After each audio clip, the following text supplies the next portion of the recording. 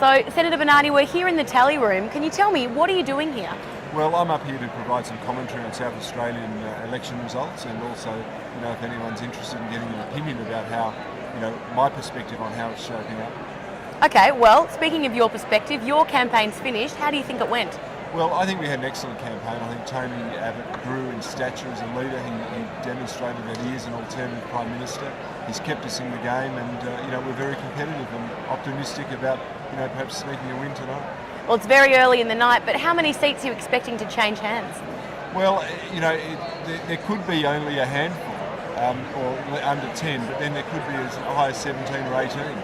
There's a lot of unpredictability in this, and the Labor people I've spoken to are thinking the Liberals are probably going to get there, and many Liberals are thinking that it might be a barrier too high to climb to win 17 seats. So no one's really sure. I know only two seats have been declared, or not declared, but the AEC is predicting going to be won by the Labor Party, and that's in Tasmania, and that was as expected. So I'm not sure we'll know tonight, actually.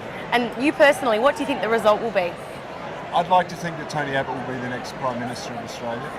I'm not sure if the Liberal Party can get there in their own right. It may be that there is a hung parliament, but there's something inside that tells me that Tony Abbott will be the next Prime Minister. I hope I'm right. Okay, and you've campaigned pretty hard against the ETS on climate change.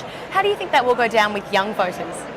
Well, I can only look at the position we were in 12 months ago about the ETS, and we were in a powerless state, quite frankly, with 30% or thereabouts of the primary vote. We're competitive today. We are an alternative government, and we're cohesive, and we're together, and that's a fantastic opportunity, and it demonstrates that really we were leading public opinion. I know a lot of younger voters are concerned about climate change, as we all are. But the emissions trading scheme was simply not the right solution to it. It wasn't going to make any difference, and it was just going to be a big tax and put the price of everything up. And do you think the Liberal Party have a strong policy on the environment that can lure young voters? Well, we do. It's a consistent policy. It's a policy which is going to see beneficial and meaningful direct action, regardless of whether the catastrophic climate change scenarios come to play. So there's no regrets in it, and that's a really important thing. Senator Kate Lundy, you've been in a safe seat since 1996, so what's your campaign look like? Well, it's a really grassroots campaign. There's a huge amount of interest in the ACT Senate position.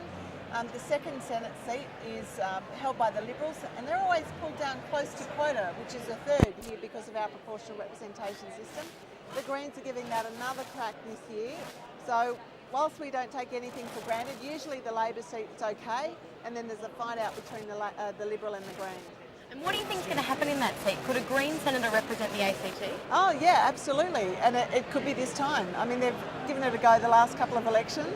The Democrats came close back in 1998 and didn't. The Liberals ended up getting over the line with One Nation preferences back then. So it really depends a bit on the preference flow and whether or not, most importantly, the Libs are kept under quota and there's a distribution of preferences. We don't know that yet. We won't know it for a little while, but it'll be very interesting. So what's your tip for that seat? Look, I think the Liberals will still hold it. It's not what I suppose my sentiment wants, but I think there's a core Liberal vote in Canberra that will most likely hold it. I don't know. We'll remains to be seen. I think Canberrans really care about climate change as well. And how do you think the Labor campaign federally has played out?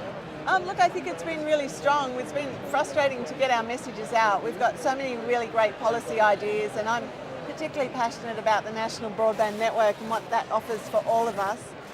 So, my fingers are crossed. We've done everything we can, and hopefully we'll get across the line tonight. Now, I know you're particularly passionate about the National Broadband Network. How will that play out with younger voters in Canberra? Look, I think it's one of the policies that people relate to directly.